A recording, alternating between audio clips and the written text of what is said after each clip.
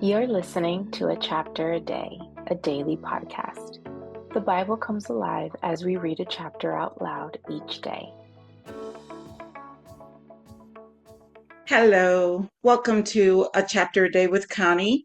Today we are reading from the book of Numbers, and we are reading Numbers chapter 11, which says, Now the people complained about their hardships in the hearing of the Lord, and when he heard them, his anger was aroused.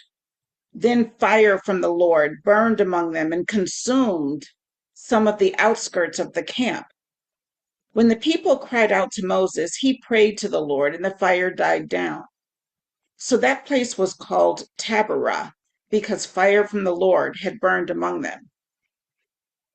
The rabble within began to crave other food, and again the Israelites started wailing and said, If only we had meat to eat. We remember the fish we ate in Egypt at no cost.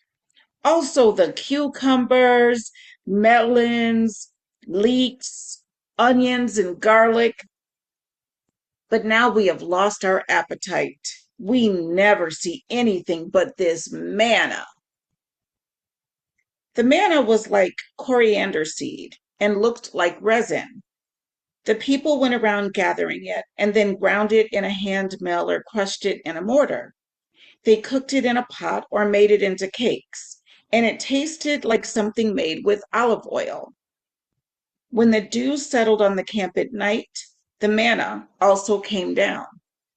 Moses heard the people of every family wailing, each at the entrance to his tent. The Lord became exceedingly angry, and Moses was troubled. He asked the Lord, Why have you brought this trouble on your servant?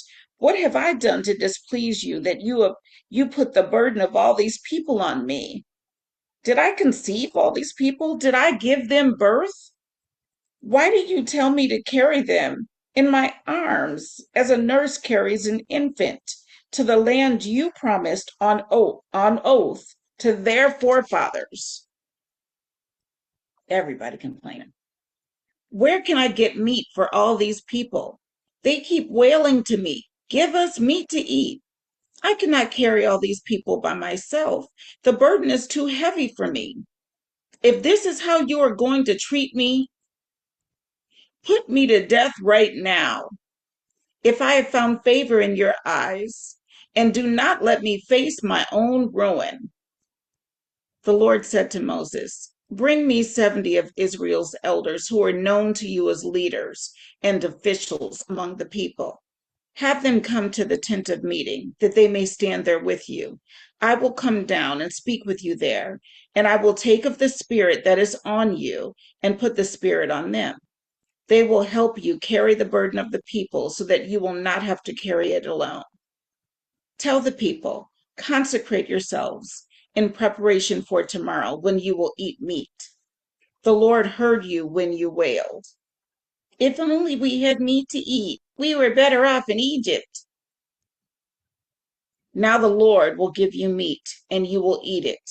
You will not eat it for just 1 day, or 2 days, or 5, 10, or 20 days, but for a whole month until it comes out of your nostrils and you loathe it, because you have rejected the Lord who is among you and have wailed before him, saying, Why did we ever leave Egypt?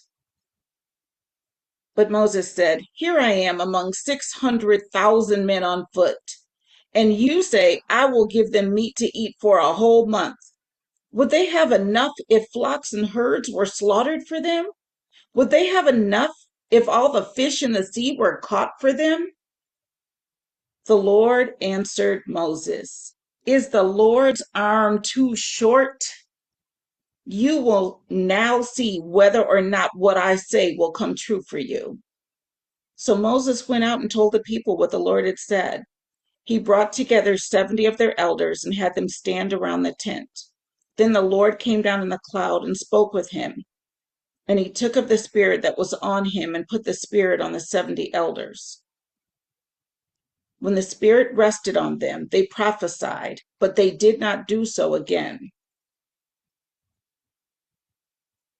And then there's a footnote that says, or they prophesied and continued to do so. So I don't know whether they continued to do so or did not do so again. It's confusing. However, two men whose names were Eldad and Medad had remained in the camp. They were listed among the elders, but did not go out to the tent. Yet the Spirit also rested on them, and they prophesied in the camp.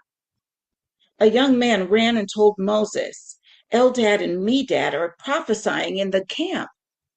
Joshua, son of Nun, who had been Moses' aide since youth, spoke up and said, Moses, my Lord, stop them. But Moses replied, Are you jealous for my sake?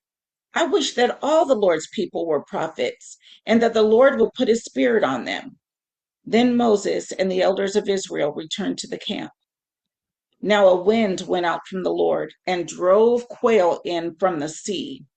It brought them down all around the camp to about 3 feet above the ground, as far as a day's walk in any direction. All that day and night, and all the next day, the people went out and gathered quail. No one gathered less than 10 homers, which is about 60 bushels. Oof. Then they spread them all out around the camp. But while the meat was still between their teeth, and before it could be consumed, the anger of the Lord burned against the people, and he struck them with a severe plague. Therefore, the place was named Kibroth Hattaavah, because there they buried the people who had craved other food. From Kibroth Hattaavah, the people traveled to Hazeroth and stayed there. Woo!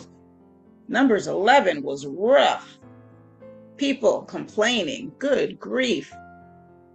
Anyway, that was Numbers 11. I'll see you again tomorrow for another chapter.